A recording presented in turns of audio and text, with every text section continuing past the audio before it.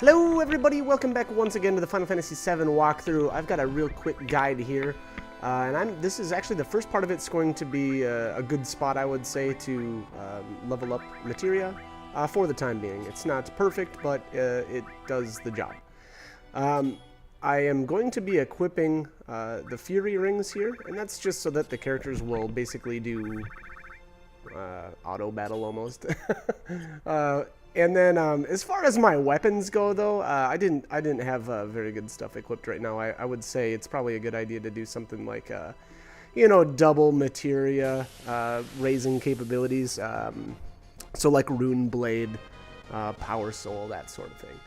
And again, the big reason, or my actual goal here was actually to fight these. I don't remember if this is the sandworm or something like that. I actually really like fighting the enemies here, though, because oftentimes you'll get a turbo ether as your reward. And, at early levels, these guys take a bit of a beating. And, just having those turbo ethers can help kind of keep you going. Obviously, you'll probably have to do a little bit of healing now and then.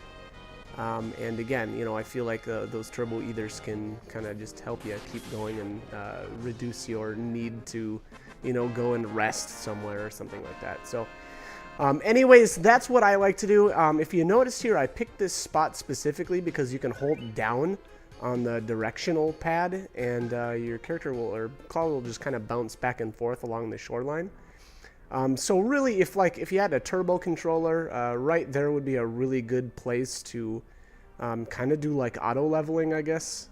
If you tape down or use a rubber band or put some sort of weight on the down arrow, your characters would obviously get into battles continuously.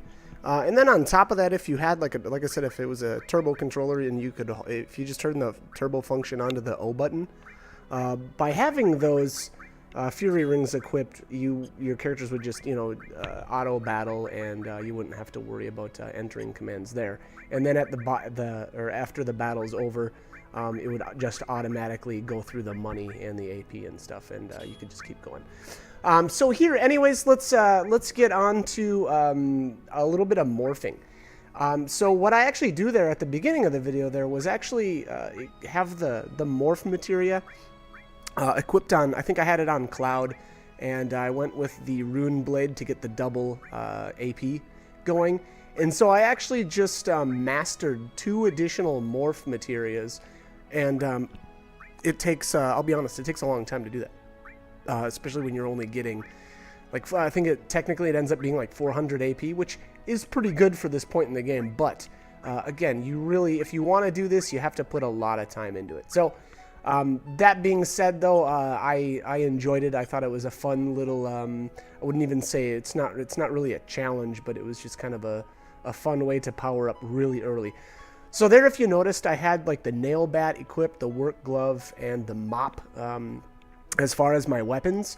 And then again, if you'll notice here that everybody's got the morph materia equipped. And so what I do is just run around here.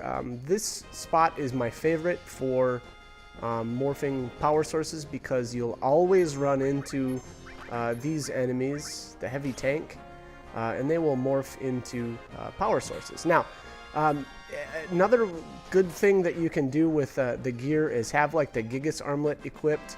That'll give you an extra 30 strength. As well as power wrists.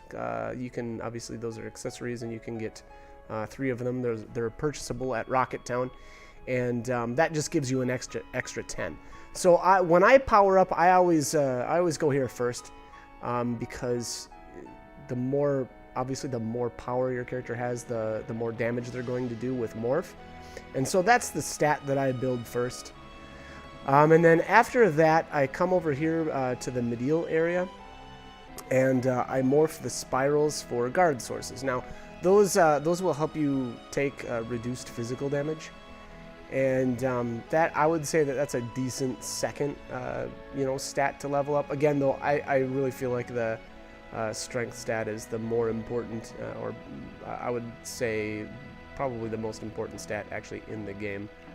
And that's just because I like to do more damage with physical attacks. So that's kind of the gist of it. I'll show you here. We'll get into a battle with the spirals, and we'll morph up some guard sources. The only problem with this spot is every once in a while you'll run into hippogriffs here, which is okay. They're actually really rare in comparison to the spiral enemies. So anyways, that's it actually for the time being. There aren't really any other things that you can morph at this point in the game, unless you're going to consider the gold saucer, and I don't feel like that's a good use of time. So anyways, I hope this guide was helpful, and hope you join me for more videos. Thanks for watching.